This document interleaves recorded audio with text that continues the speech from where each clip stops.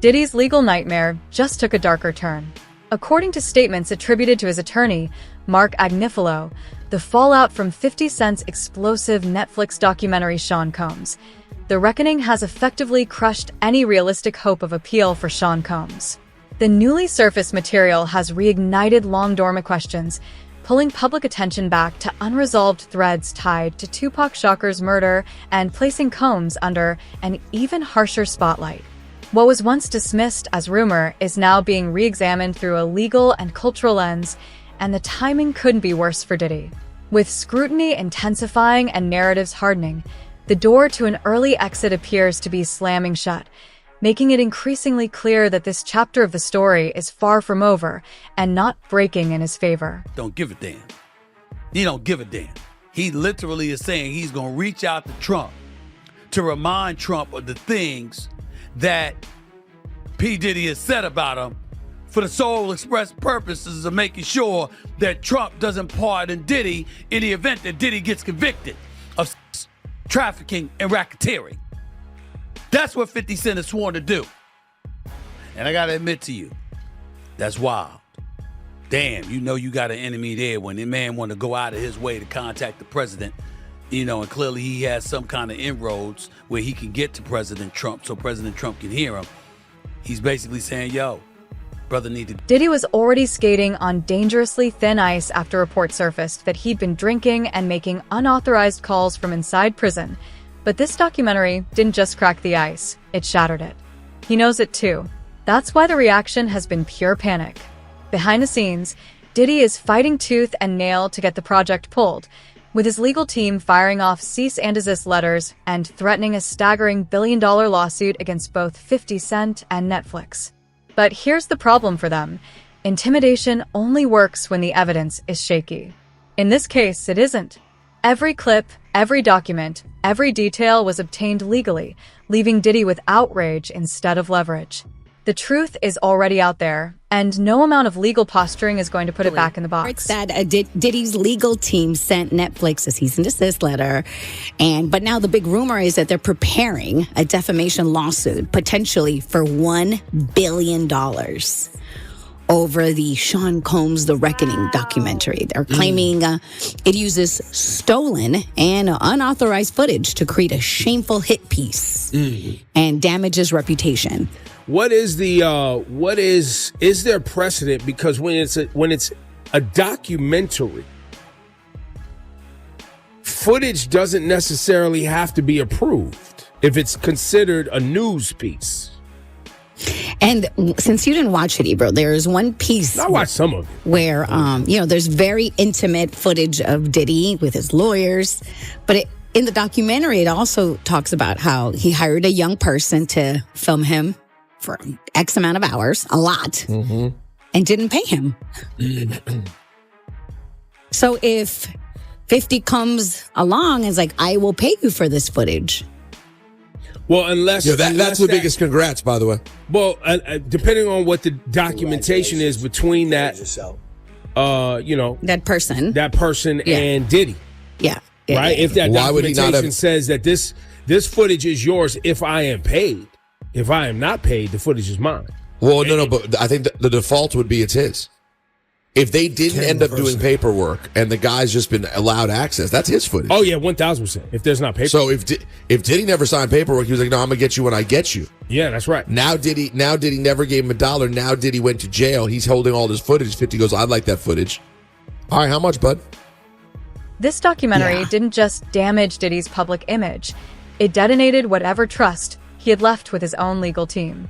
For the first time, exclusive, never-before-seen footage surfaced showing Diddy allegedly scheming behind the scenes with his lawyers, including discussions that appeared to cross into criminal territory. Even more explosive is the revelation that Diddy secretly recorded phone calls between himself and his attorneys. Those recordings were never meant to see the light of day, and now they have. The fallout is immediate and severe. Lawyers who thought they were operating behind closed doors are suddenly exposed, and they are furious. What was once a united legal defense now looks fractured, tense, and openly hostile. Another sign that the walls around Diddy are closing in fast. Boy, Diddy really screwed over Mark Agnifilo. I gotta say, this is awful that Diddy owes his life to Mark Agnifilo, literally his life, because he could have gotten life in prison were it not for Mark Agnifilo, his defense lawyer, who had a brilliant strategy. And Diddy screwed him over when he hired this videographer to chronicle his life without telling Mark Agnifilo that when Diddy and Mark were on the phone, this videographer was recording what Mark clearly expected to be an attorney-client privileged relationship. Now, it is true that the client holds that privilege, the lawyer doesn't, but Mark's clear expectation was that this was a private conversation.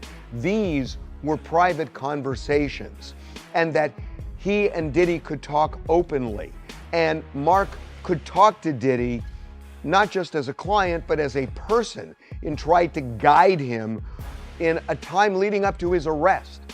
And unbeknownst to Mark Agnifilo, Diddy has got this guy recording the conversation as he's sitting there saying, "You are screwing this up. You are messing up this case. We're losing." And knowing that that's on tape. And it's almost like he's performing for the camera and not telling Mark what's going on. For years, the only thing standing between Diddy and permanent incarceration wasn't innocence. It was strategy. His lawyers managed to exploit loopholes, spin narratives, and work the jury just enough to secure his release, even with damaging audio evidence already on record. That legal maneuvering was his lifeline. But now that lifeline is fraying. If his attorneys decide to distance themselves, especially with new cases piling up, there's no safety net left. Without aggressive legal protection, there's no comeback, no technical escape, no second chance. At that point, Diddy isn't fighting for his reputation anymore. He's fighting to ever see the outside again. And the really enraging part about it is that Mark Agnifilo won this case for Diddy with legal strategy. It wasn't just an accident that this jury that had heard all of this in the news before the trial voted not guilty on all the serious charges. It was Mark Agnifilo that did that. Yet Diddy secretly records this guy and embarrasses him. And yeah, you could say, well, Diddy never expected that it would end up being broadcast somewhere else. Well, okay, but Diddy was planning on using it, or he wouldn't have had it recorded in the first place. So it's just really, really unfair. Diddy genuinely believed he was going to walk away a free man, and he was already planning his own documentary to control the narrative. But that plan collapsed because of his own arrogance. The only reason the footage ever landed in 50's hands is simple. Diddy betrayed the very videographer who shot it. He refused to pay him.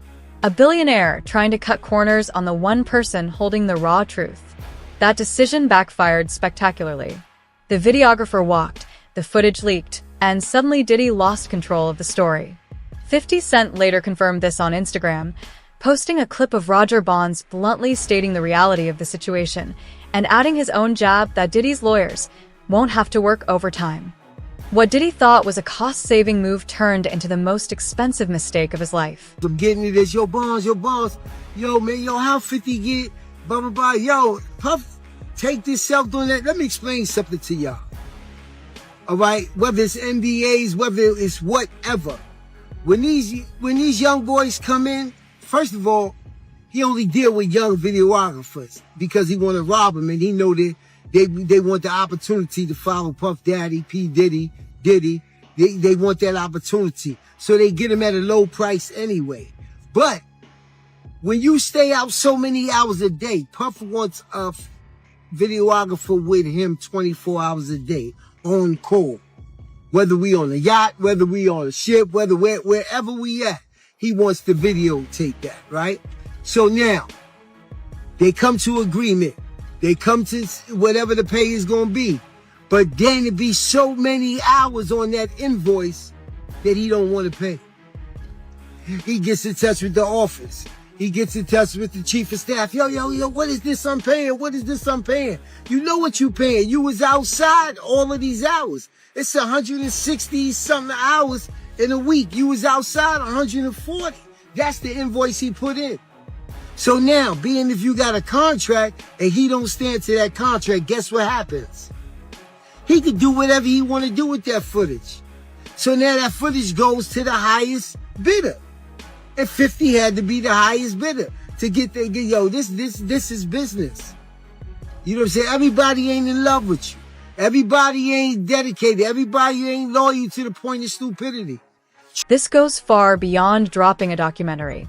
50 Cent is now actively inserting himself into the legal battlefield, making direct calls and writing letters to the judge in an effort to shut down any chance of Diddy winning an appeal.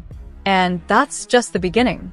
In a recent interview, 50 revealed he's sitting on more than 140 hours of unreleased footage that allegedly shows Diddy engaging in criminal behavior.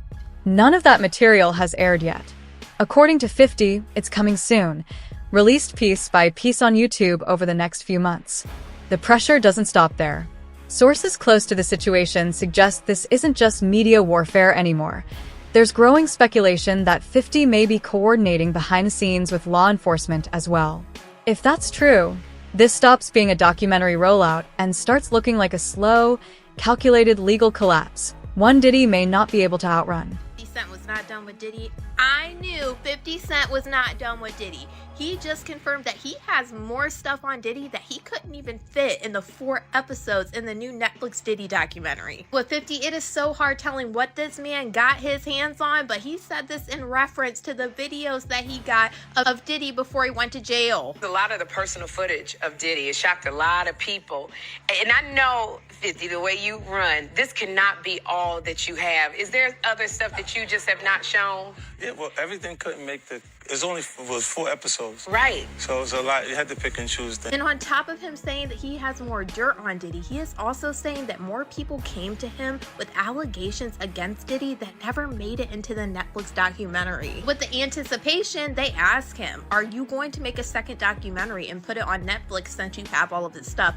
And he says that he is about to put it on YouTube. With everything that was out and all of these people that were coming forward, have there been any new tips that you've gotten since it has been released? Well, yeah, everyone starts to feel a little more comfortable when they see other people telling their truth about it. Yeah. So, yeah, it's got to be something on YouTube coming. Yeah. I know. I'm not gonna lie, I felt like certain things were left out of this documentary. Just a few months ago, the tone coming from Diddy's camp was pure confidence. His attorneys publicly signaled that an appeal was already in motion and insisted they fully expected him to be released on bail.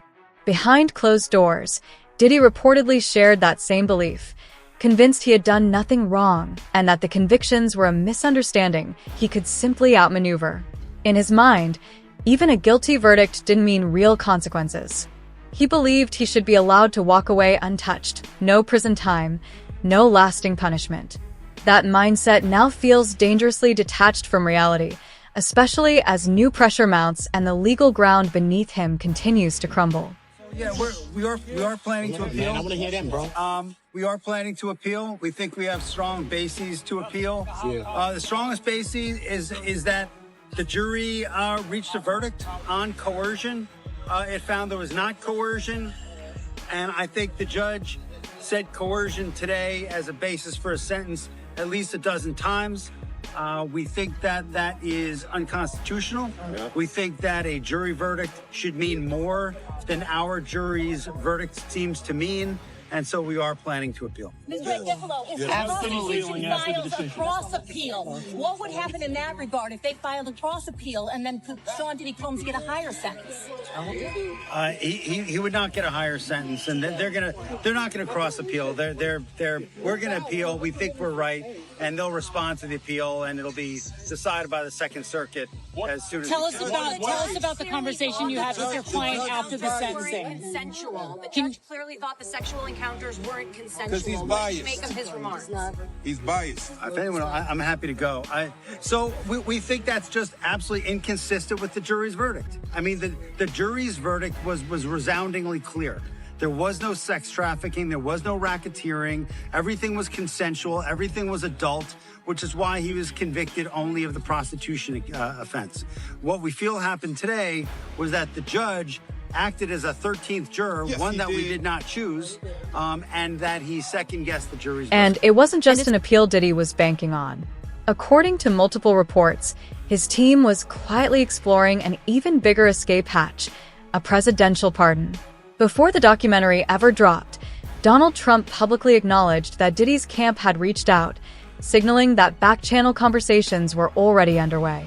TMZ later reported that if everything unfolded according to Diddy's plan, there was speculation he could be released as early as the end of the year. What makes this more striking is the timing. This wasn't a last-ditch move after sentencing. It was the same pardon request Diddy was allegedly pushing even before his punishment was finalized. His attorney, Mark Agnello, reportedly admitted that Diddy was blunt about it, telling his lawyers to approach Trump with a simple demand: "I need a pardon. Get me a pardon." What once looked like confidence now reads more like desperation, especially with the narrative rapidly slipping out of his We are control. following some breaking news right now, and Sean Combs is taking the first step to appeal his conviction and prison sentence. His attorney today filed a notice of appeal. Earlier this month, the disgraced music mogul was sentenced to 4 years in prison on prostitution-related charges. His lawyers have argued the conviction should not stand because Combs lacked a financial motive for transporting male escorts. More papers detailing the arguments behind the appeal are expected to be filed soon. 50 Cent has been working behind the scenes to make sure Diddy didn't slip through the cracks, and it's a major reason those usual last-minute maneuvers never materialized. At every critical turn, 50 applied pressure, cutting off the back channels, and exposing tactics that might have otherwise stayed hidden. He didn't just comment from the sidelines either. Before Diddy was even sentenced, 50 went a step further and submitted a formal letter to the judge, urging the court to impose a harsher sentence. That move sent a clear message. This wasn't about publicity, it was about accountability. And in a system where influence often bends outcomes, 50's intervention helped ensure the rules actually held. You know what, you guys? Let me also write a letter to the judge. 50 said, "Dear Judge Subramanian, I have an ongoing dispute with Puffy for over 20 years. He's very dangerous. Multiple times I have feared for my life. I think you should consider the safety of the general public, Your Honor, before unleashing him upon them. There hasn't been enough time for him to reform or make any adjustments, despite him trying to teach a class in there. As you are already aware, the government has spent the maximum amount of money on deploying federal agencies, which appear to be an army in 2 locations simultaneously. Later, his son, who's dealing with his own rape allegations." Hey, come on, brother. Come on, man. What Christian Combs got to do with this, 50? He claimed that the feds had hit the wrong house. Anyway, Diddy's only going to return to hiring more male sex workers and keeping most of the baby oil away from the general public. And babies need it. My Netflix doc on this scandalous subject is coming soon. Oh man, this is downright evil, you guys. Why would 50 send this? Believe it or not, there are still people trying to flip the narrative and come after 50 Cent, claiming this is all driven by jealousy. But that argument collapses the moment you look at reality. 50 isn't a struggling artist chasing relevance or clout. He's a multi-millionaire powerhouse with major stakes across music, television, and film. His career is already cemented. At this stage, he has nothing to gain from envy and everything to lose by speaking out, which is exactly why his actions hit harder. This isn't bitterness, it's leverage. And when someone with nothing to prove is willing to risk backlash to expose the truth, it raises an uncomfortable question for critics. If it's not jealousy, then what are they really trying to distract from? 50 Cent isn't fazed by the online hate after some social media users called the rapper, quote, petty for producing the Netflix documentary Sean Combs' The Reckoning. 50 Cent tells the Gold Derby in an interview published December 9th that he really doesn't sweat the criticism, saying, "I accept that, I'll take that, I'll wear that. I have antics that I have become comfortable with on social media." And while some believe the docuseries is a, quote, hit piece on Combs, the rapper maintains that was never the intent, explaining they did characterize it as a hit piece in the very beginning. It's because they didn't get a chance to watch it when they were saying that. And then after they see it, you see everyone's changed their mind and it's become the #1 doc. And as for Combs' thought on the Netflix series, the mogul spoke out against his rival shortly before the project hit the platform, with his attorney telling Variety on December 1st, Netflix's so-called documentary is a shameful hit piece. Netflix relied on stolen footage that was never authorized for release. As Netflix and CEO Ted Sarandos know, Mr. Combs has been amassing footage since he was 19 to tell his own story in his own way. It is fundamentally unfair and illegal for Netflix to misappropriate that work. 50 Cent didn't dodge the backlash. He addressed it head-on. In an interview with NBC News, he made his motivation crystal clear. Staying silent would send the wrong message. If no one spoke up, people would assume hip-hop was comfortable with Diddy's behavior, that the culture itself was willing to look the other way. That, he said, was unacceptable. He framed his stance not as a personal attack or a clout play, but as a line that had to be drawn publicly. And when critics tried to dismiss him as petty, 50 didn't flinch. In related interviews around the same time, he openly embraced the label, saying he'd wear it if that's what it took, because being quiet, to him, was never an option. Does he know y'all have this in the doc? I would doubt he knows. So when this airs, that'll be the first time that his legal team, Diddy, that everybody knows that this footage is now seeing the light of day. Perhaps. What was he intending to use it for? I have no idea what he was doing that for. I mean, you know, you're talking about a man who films himself doing everything and has for decades. I think he wanted someone to be behind the... Watch this and think that you really hate Sean Combs. Why would they be thinking that? Because of the things that you post on Instagram, Yeah, because but this, of the... Look at this. And let's stop for a second and do say that I hated him enough to hire his kids. And we've never done anything to each other. So it's just competitive energy and things that you say about other artists while you're in hip-hop culture. This documentary is one of several that has chronicled Combs' rise and fall, but Stapleton says theirs is different. There's a lot of new information. No one had ever really put it together like that before. For 50 Cent, he says he feels a sense of obligation. Well, you know, if I didn't say anything, you could assume that all of hip-hop culture is comfortable with his actions. Saying a black man shouldn't be doing this to another black man. How come we not having conversations about what Diddy did to other black people? Like when you watch that documentary, every person on that documentary except for Aubrey O'Day is black. So how come nobody is saying a black man shouldn't do that to other black people? Because here's the thing, there are things we know Diddy did because we saw it, and there are things he's being accused of. We don't know if they're true. Right. But either way, majority of people who are accusing him of something are black. So I don't understand why, you know, there's more conversations about that, but everybody's so, 50 Cent shouldn't be doing this to another black man. What about all the black people Diddy did and allegedly did 50 Cent also shut down one of the more tabloid-driven rumors head-on. The claim that his actions were fueled by personal resentment over Sean Combs allegedly dating his child's mother. He made it clear that this narrative was pure distraction, pushed to trivialize a much bigger issue. According to 50, this has nothing to do with jealousy, old relationships, or personal vendettas. Reducing the situation to gossip, he argued, is a convenient way to avoid confronting the seriousness of the allegations and evidence being discussed. In other words, focusing on drama is easier than facing accountability, and that's exactly why those rumors keep getting recycled. Yeah, he got everybody going, man. You know, he's getting a lot of backlash, man. Like, people are, like, mad at 50 for getting behind this thing. Well, see, the thing about it is that people are out their rabbit-ass mind. And they gonna sit up here and they gonna say some stuff like, yo, they try to make it up like, it's because of a girl, it's because of a woman. A man that can have any woman in the damn world, you understand, go any parts of the world, find beautiful women all over the world, that's willing to do whatever he wants to. I'ma be mad because this dude got this one? Nah, it's bigger and it's more than that. They don't want to say it. A lot of these cats out here don't want to tell the truth behind shit. You understand?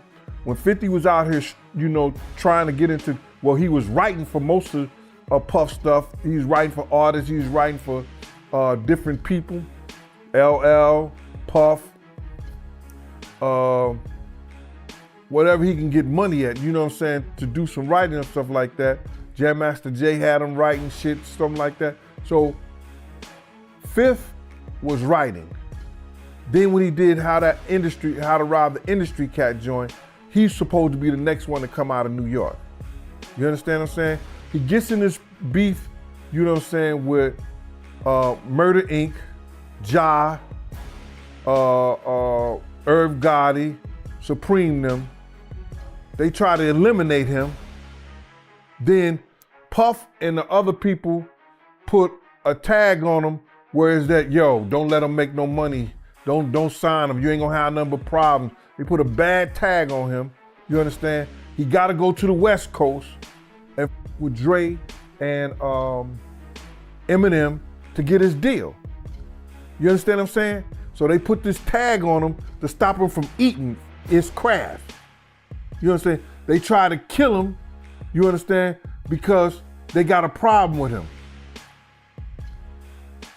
And then you supposed to have some love, so people who try to take you out of here, try to stop you from eating and everything like that. Diddy was a part of that too. After 50 refused to back down, the situation took a darker turn. Sean Combs reportedly began issuing threats toward 50 Cent for speaking out, and the timing made it clear that someone on the outside was helping carry those messages.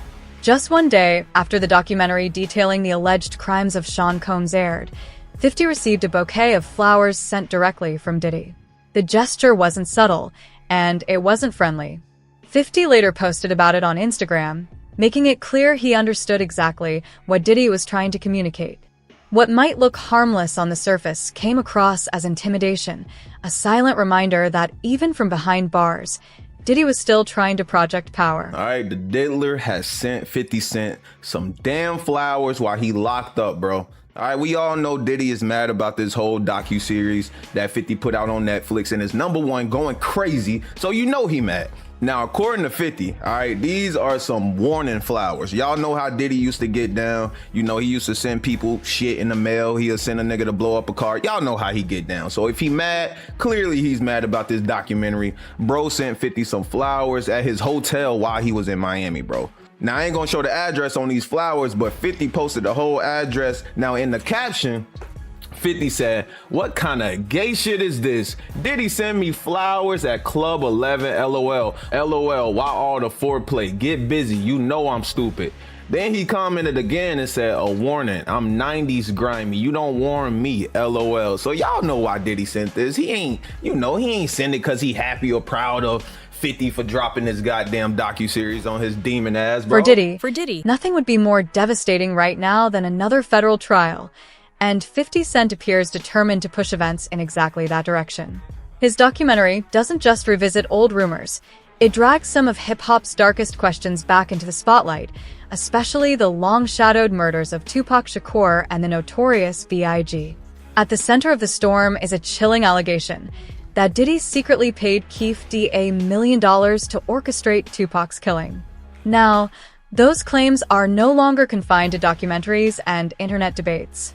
Tupac's family has reportedly hired a private investigator, signaling that what once felt untouchable is being examined again, this time with serious intent.